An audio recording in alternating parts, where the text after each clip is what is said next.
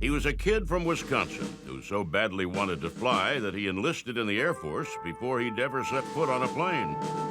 He flew bombers in World War II, got a degree in aviation engineering after the war, and became one of the outstanding test pilots of the early jet age. When space beckoned, he stood almost alone in defending the idea that an astronaut would be a pilot, not simply a medical guinea pig. Chosen as one of America's first astronauts, it took him over 15 years to make it into space. But during that time, he did more to define the role of astronauts in the space program than any other person. He is Deke Slayton, and he is a legend of air power.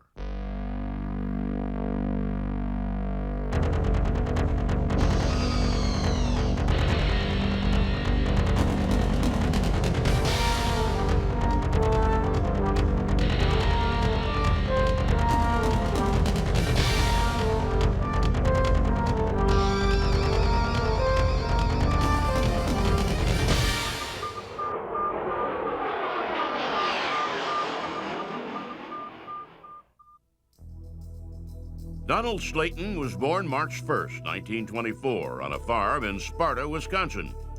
He was a kid with an indomitable spirit of adventure, an explorer who gave his parents fits almost from the first day he could walk.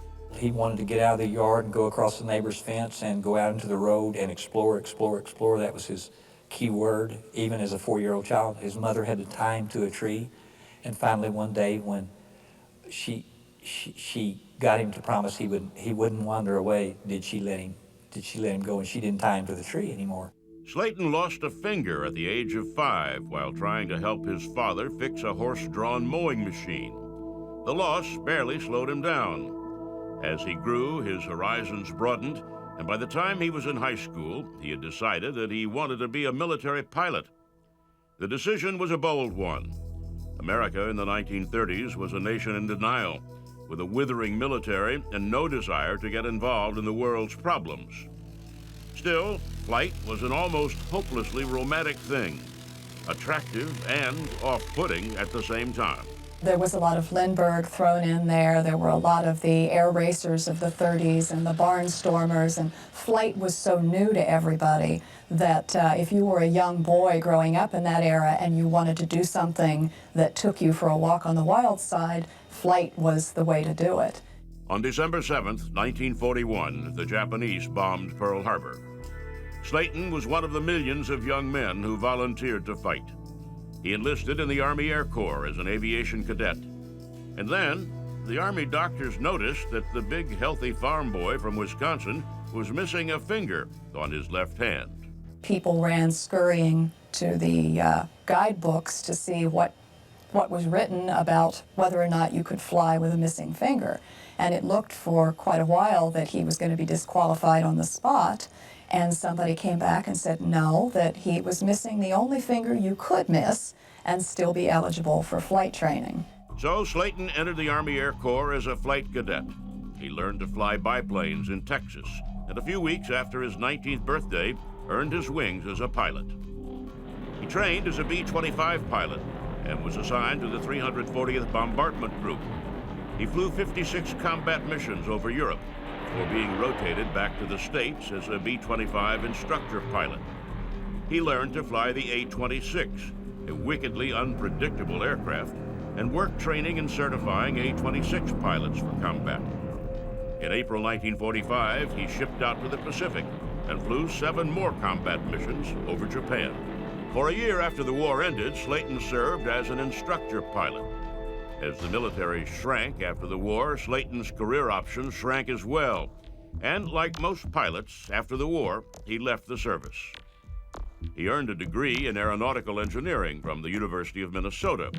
He went to work for Boeing, but didn't really like the corporate life, and was relieved when the Air Force recalled him to active duty after the outbreak of the war in Korea. The one-time B-25 pilot returned to military aviation as a fighter pilot, the maintenance flight test officer for an F-51 squadron stationed in Minneapolis. The F-51 was an upgrade of the World War II P-51 and was the last American propeller-driven fighter. Over the next few years, with war raging in Korea, the United States made the transition from props to jets. It was arguably the most creative period in the history of aircraft design. Slayton spent the next several years in a succession of assignments that kept him close to new developments in aviation. He was responsible for the maintenance and technical inspection of a variety of high-performance fighters and showed an almost incredible aptitude for learning new aircraft. In 1955, after a tour in Germany, he returned to the United States to attend the Air Force Test Pilot School at Edwards Air Force Base in California. Surrounded by the finest, most competitive pilots in the world, he fit in perfectly. I think Deke Slayton is one of those individuals who engendered both a lot of respect, but also a lot of admiration. In part, that was his personality. Maybe fundamentally, it was his personality. But it was also how he carried himself. He tested most of the Century series of fighters, the F-101, 102, and 105. He put an F-105 into an inverted flat spin and survived. And in the rough and ready world of Edwards, he sometimes flew without even bothering to don a G-suit. Now, a G-suit is necessary when you're pulling a lot of G's. It redistributes the blood properly so you don't pass out.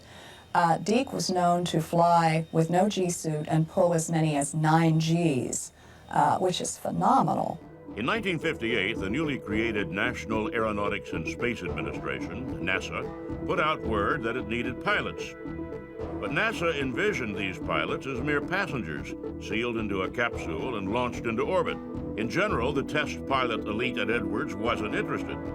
Being launched helplessly into space didn't appeal, and most passed on NASA's offer to volunteer. Not Slayton, however. He believed that spaceflight would inevitably require exactly the same traits it took to be a test pilot: courage, physical strength, and the ability to think straight under extreme pressure. He saw spaceflight as the ultimate challenge, and he applied for the yet undefined job of astronaut. When Deke Slayton applied to be an astronaut in 1958, no one was really sure what exactly an astronaut was. In fact, when NASA started recruiting astronauts, there were only 2 things it knew for sure that astronauts would have to be: brave and physically fit. Brave, of course, because in the late 1950s, America's rockets were better at blowing up than they were at flying. It would certainly take a brave person to even attempt spaceflight. And physically fit, because no one knew what the human reaction to the rigors of outer space would be. Nobody was really agreed on the impact of spaceflight, and you had doctors worrying that limbs were going to break off, hearts were going to explode, heads were going to pop off. I mean, there were serious discussions about these types of things. NASA narrowed the list again and again, cutting those with less than impeccable service records or any hint of physical infirmity. They put the candidates through a humiliating series of medical tests that seemed to the pilots to have nothing at all to do with aviation.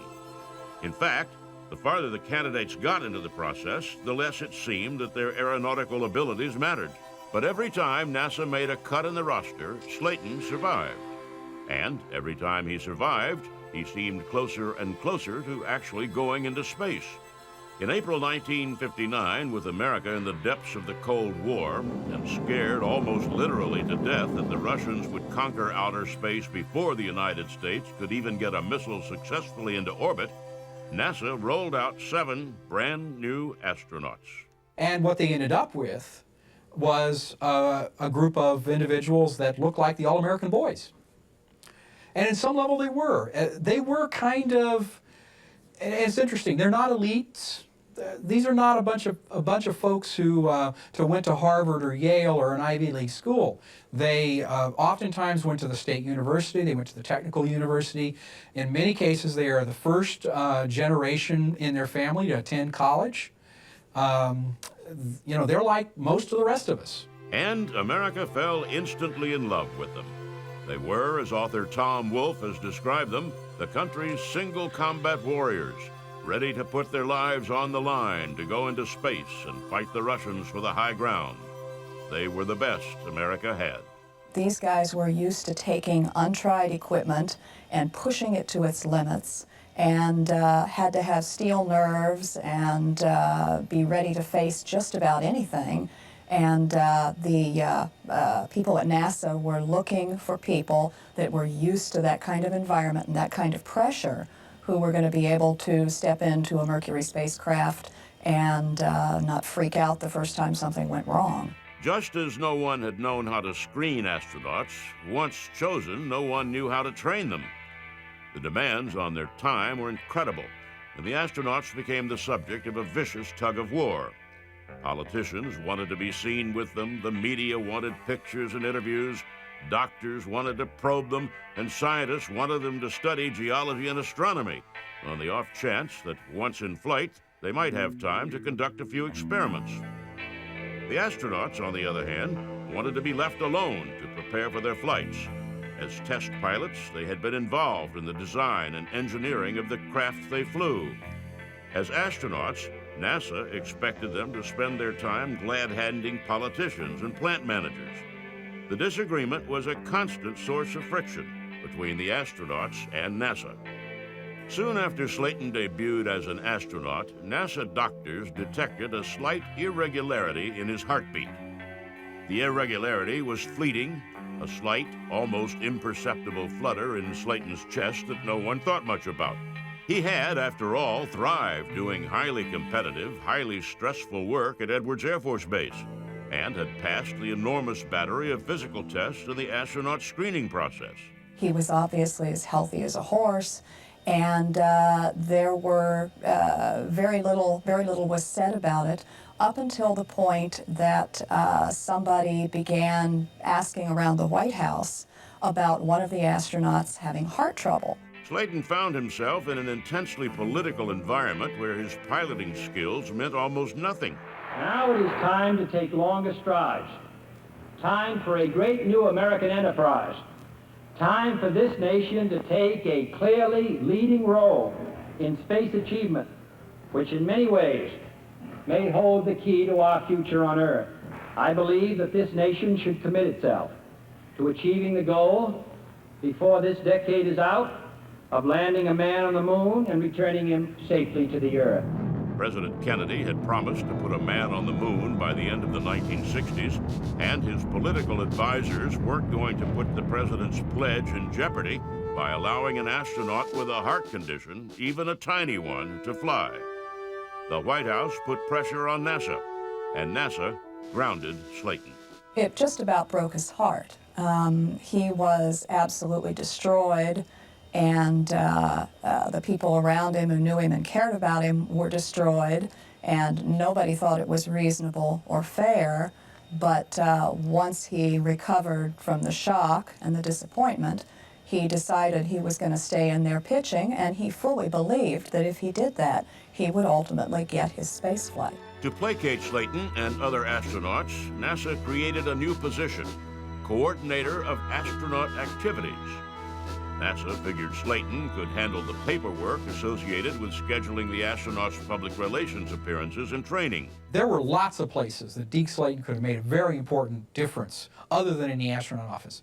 I think there was a recognition that he had the respect of the other astronauts, that he had the leadership skills to kind of be their front person, that he could both serve as the individual who could liaison between the astronauts themselves and the NASA leadership, and in turn turn around and represent the agency's leadership's priorities to the astronauts. Slayton, on the other hand, figured that the closer he stayed to astronaut training, the better chance he had of getting back on flight status. He also figured that no matter what else happened, he could use his new position to get NASA to start treating astronauts like pilots instead of guinea pigs. When NASA grounded Deke Slayton and put him in charge of the astronaut office, Slayton took the job a lot more seriously than anyone expected. Whereas in this day and age, you might have people that would call a press conference and whine about how unfair life is, Deke took what was handed to him and he said, okay, let's make the best of it. And he stepped up to the plate and took hold of the job and essentially defined its parameters himself. He coordinated the astronauts' public appearances and training, cutting back on the former and increasing the latter. Disdainful of the civilian sloppiness of NASA, he organized the astronaut office on a military model. But mostly, he insisted that the astronauts be treated as test pilots and that they be involved in every aspect of the design and construction of the craft that would take them into space. And without anyone paying much attention as Project Mercury rolled into Project Gemini, Slayton kept in training himself. I don't think he ever gave up on the possibility of flying in space. There were a whole series of missions all through the 1960s. At any point in time, presumably, if something were to change, he could re-enter flight status and be assigned to fly one of them. And I'm sure that was his dream. I'm sure that was one of the reasons he stuck with it all those years. Slayton developed the rhythm of the astronauts' lives, the pacing of crew assignments and training. He resisted attempts to replace pilots with scientists. NASA wanted scientists, but Slayton pointed out that pilot skills were primary, since putting a geologist on the moon to die wouldn't do anyone any good. Pilots coming into the astronaut corps, well aware that Slayton assigned crews for the space flights, concentrated on the aspects of training most likely to appeal to him. They put minimal effort into studying geology and astronomy, and maximum effort into perfecting their flight skills and being strong team players. I'm sure that some people felt they had better access to the selection process that was pretty much determined by the two people in the Mercury program. Deke Slayton, who was grounded, and he was in charge of flight crew operations. Once that sequence was selected, there wasn't too much opportunity for changing around. In the years that Slayton ran the astronaut office, his personnel decisions went nearly unchallenged. Only once did NASA's administrators challenge one of his assignments, insisting that he switch the crews of Apollo 13 and 14. Alan Shepard, having overcome a ear malfunction and been given an upjet, was commander of 13. But NASA hierarchy wanted to give Al some more time to train. He had been, grounded for about 9 years, and so Deke Slayton came to me and said, "Jim, you're on Apollo 8, you're back up on 11, you're pretty well trained. Al needs some more time. Would you trade Apollo 14 and take 13?" During Apollo 13, as NASA struggled to bring the damaged spacecraft and its crew back safely to Earth, Slayton distinguished himself. His highly trained backup crews worked night and day to perfect and document the actions the crew in space would have to execute to survive. Deke, of course, was on top of everything, and he was sort of the honcho, along with Gene Kranz, really, who was the flight director and head of the Tiger team that kept people going and kept doing things to make sure that they could solve these problems. Slayton himself worked tirelessly and, fighting a head cold, asked a doctor for something to keep him going. One of the doctors had advised him to pound vitamins, which he did. And he began to notice after taking all these vitamins that his heart problem seemed to be going away. And he hadn't had any fibrillations in quite some time. He checked with the doctors after Apollo 13 returned, and with some additional treatment, eventually eliminated the heart murmur that had grounded him in the first place. It was the opportunity he had been waiting for. He appealed to NASA and underwent another battery of medical tests. And in March 1972, NASA restored Slayton to full flight status. Of course, the problem that he ran into was that after Apollo 17, the rest of the Apollo program had been canceled due to lack of interest and lack of funding. So now suddenly he was flight ready and didn't have very many flights to choose from. It would be years, Slayton knew, between the end of Apollo and the first mission of the planned space shuttle. He would be too old to fly then. His last chance was a joint Russian and American mission that had as much to do with international politics as it did with science or engineering. On July 15, 1975, more than 15 years after he was introduced as one of America's first astronauts, Deke Slayton took off on the Apollo-Soyuz Test Project mission. We take our last Apollo flyable spacecraft and launch it into Earth orbit to rendezvous and dock with the Soviet spacecraft, the Soyuz. where 2 Soviet cosmonauts and the 3 Apollo astronauts shake hands, orbit the Earth for a few days, and symbolize the détente that had been taking place between the United States and the Soviet Union. His role in Apollo-Soyuz was, in a lot of ways, hog heaven for him. He was the docking module pilot of the 3-member Apollo crew with Tom Stafford and Vance Brand, who eventually went up to meet the Soviets. He described himself as the world's oldest rookie, but even as a grizzled old pilot, he could not hide his glee at going out into space. After years of training others how to behave in space, he went up as a model to them all. He gazed out the window and played in the zero gravity. He executed his mission assignments with zealous precision and heartily shook the hands of the Russians when the spacecrafts linked up high above the Earth's surface. Even when it came to the public relations side of the astronaut business, the part he had always abhorred, he excelled. They patched through a message from President Ford, who asked him what it is that he would say to school kids who were interested in becoming astronauts or interested in exploring. I have a lot of advice for young people, but I guess probably one of the most important bits is to, number one, decide what you really want to do, and then secondly, never give up until you've done it. No one, of course, knew more about perseverance than Slayton. He spent more than 217 hours in space on that mission. When he returned, he knew his days as an astronaut were over. Still the team player, he signed on with the Space Shuttle program. He managed the approach and landing test project, knowing full well he would never fly in it. He put the orbiter through its engineering paces, testing flight controls and the orbiter's maneuvering. He was responsible for flight scheduling, post-flight mission evaluations, and ferrying landed orbiters back to Florida for relaunch.